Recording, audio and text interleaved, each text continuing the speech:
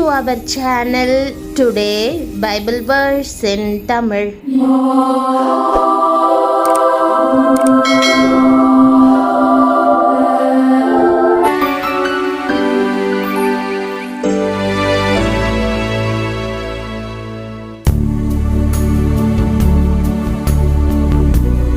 இன்றைய வசனம் சங்கீதம் 20:4.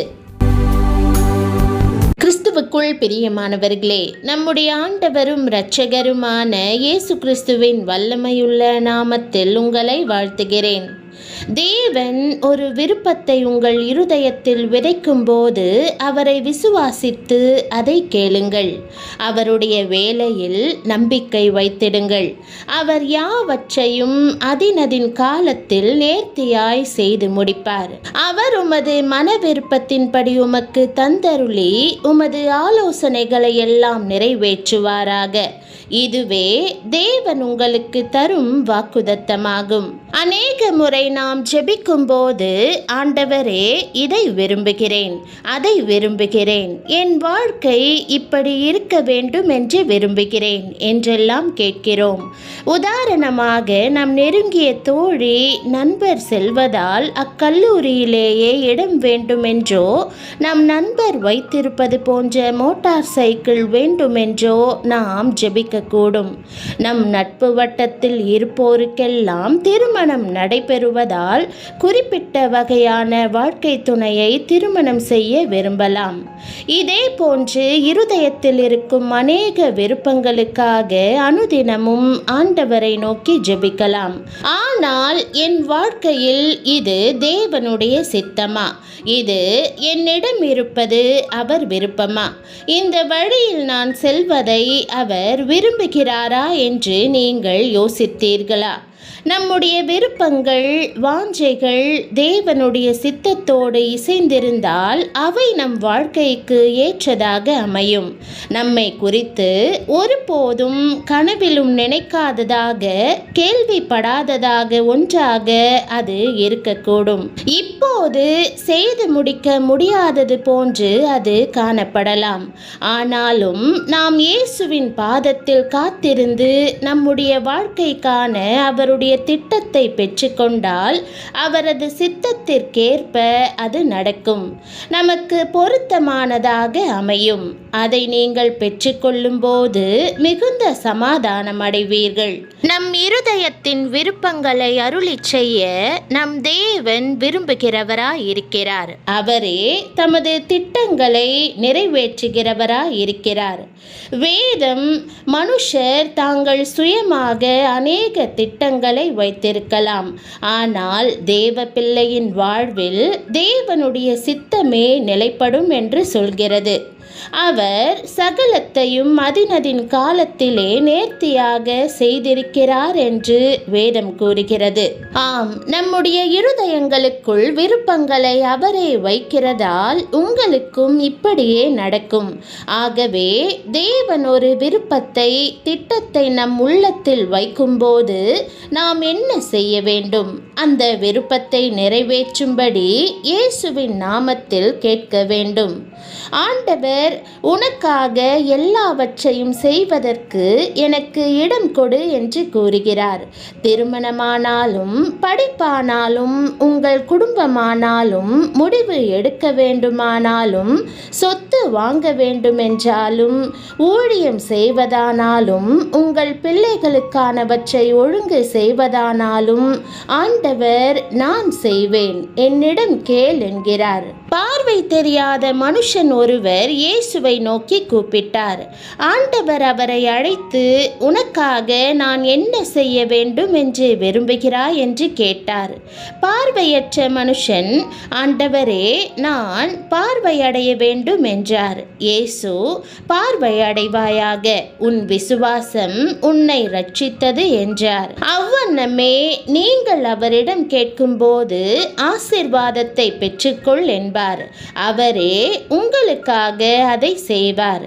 கர்த்தர் சாலமோனுக்கு தோன்றி, நீ விரும்புகிறதை என்னிடம் கேள் என்றார். சாலமோன் ஞானத்தை கேட்டபோது தேவன் அவனுக்கு ஞானத்துடன் செல்வம், ஐஸ்வர்யம், புகழ், இன்னும் அநேகவற்றை கொடுத்தார்.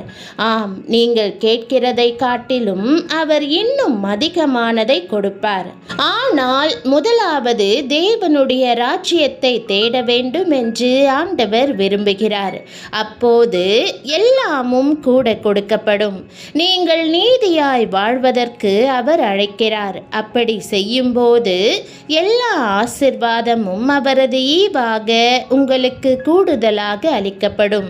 ஆகவே பயப்படாதிருங்கள். ஆண்டவரே இந்த ஆசிர்வாதத்தை இன்று உங்களுக்கு தருவார். இன்றும் நீங்கள் ஆண்டவரை நோக்கி, ஆண்டவரே உம்முடைய விருப்பத்தை என் இருதயத்தினுள் போடும். நான் விரும்புகிறதை நீர் அருளி செய்ய வேண்டியதில்லை.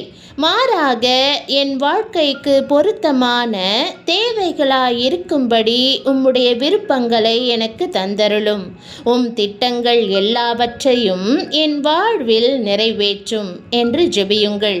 அவ்வாறு ஜெபிக்கும்போது அது உங்களுக்கு மட்டும் ஆசிர்வாதமாக அமையாமல் உங்களை சுற்றிலும் இருப்பவர்கள் அனைவருக்கும் ஆசிர்வாதமாக விளங்கும். தேவன் உங்களை ஆசிர்வாதத்தை கொண்டு வருகிறவர்களாக பயன்படுத்துவார்.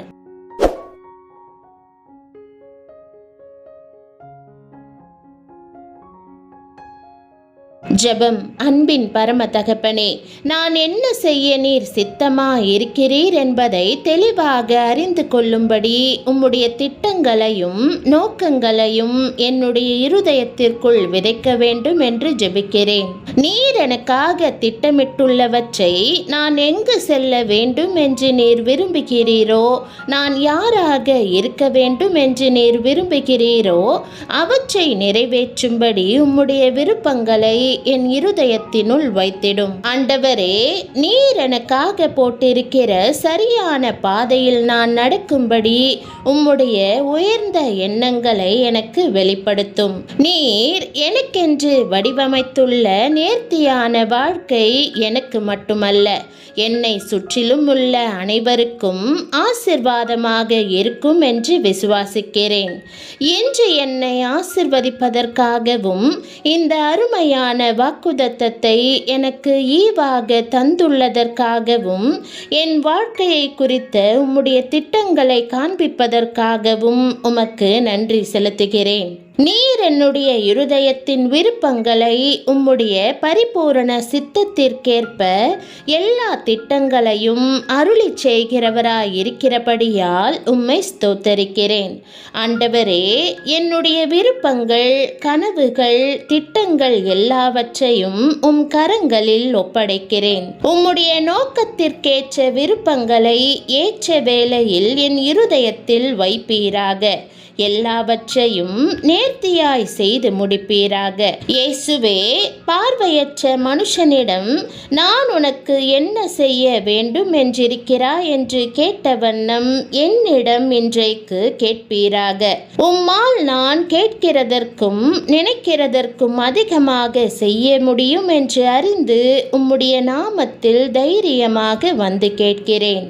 முதலாவது உம்முடைய ராஜ்யத்தையும் நீதியையும் தேடவும் உம்முடைய நேரத்தில் உம்முடைய வழியில் எல்லா ஆசிர்வாதங்களும் கூடுதலாக கிடைக்கும் என்று நம்பவும் உதவி செய்யும்.